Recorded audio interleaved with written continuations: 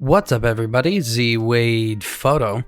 Today we are going to be doing a black and white edit because I see a lot of what I'm 100% certain is just a clicking of the black and white button. And I feel like you're doing yourself a huge disservice if you just click the black and white button. So before I do that, I want to invite you to zwadephoto.com. You can check out my personal art portfolio. And if you want to help support the channel, you can swing by the print shop and pick you up a print. I have several and rolls ready to go right now.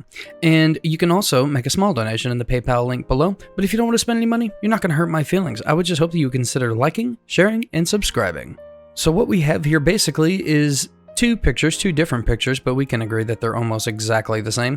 Unless you're pixel peeping, then you won't really notice that 2492 is just a tad softer than 2493. The reason I have both of these up here is because on one of these, I'm just going to click the black and white. Now, if you haven't shot African American men or women, you're doing yourself a huge disservice because their skin gives off this silvery, like chrome sheen. It's really beautiful. If this were a Caucasian model, it would be a little tougher to edit because it would basically just be black and white and like very, very white. But the darker the skin, the more beautiful they are in black and white. So if you haven't done that, find yourself a dark skin model because, Lord, I absolutely love it. And so this, arguably, I mean, this does look pretty good because we have a model with beautiful silvery skin. But we're going to spice that up here. And so I chose this photo because I just love this photo. It's not the best example of what I'm trying to teach here today. So the first thing we're going to do is hit black and white.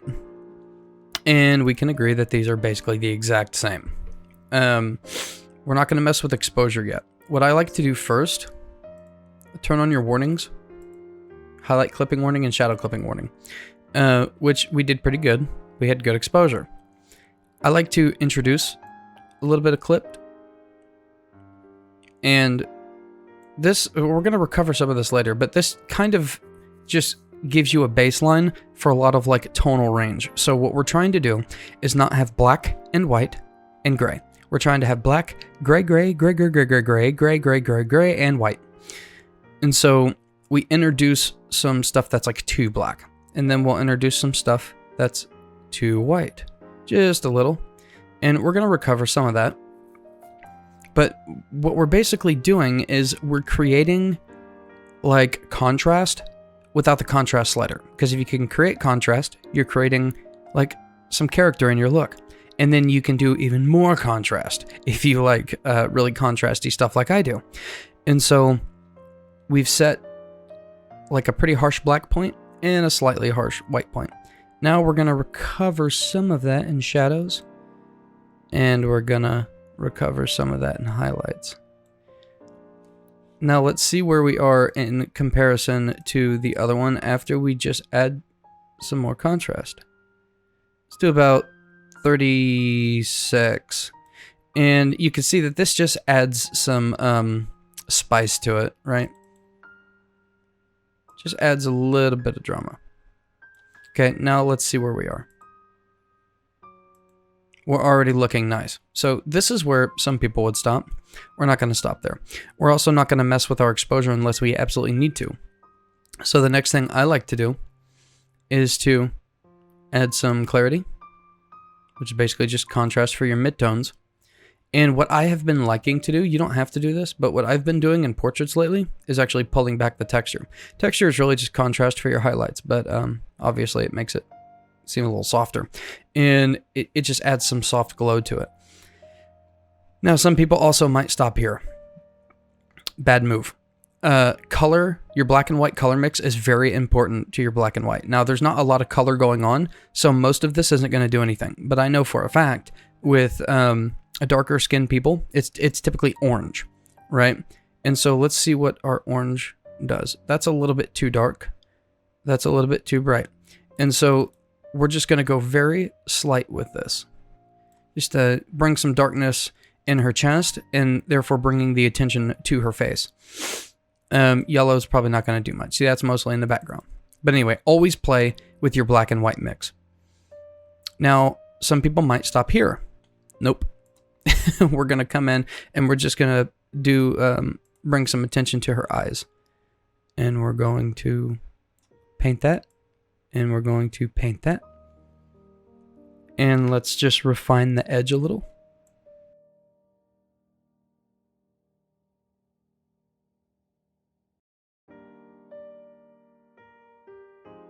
Okay, now let's add some clarity.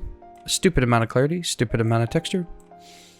And we're just going to bring this up. And always zoom out whenever you're doing eyes, if you do eyes, just to make sure it doesn't look ridiculous, because it can look really cool close up. See, this looks a little intense, and so we're just going to pull this back just a tad.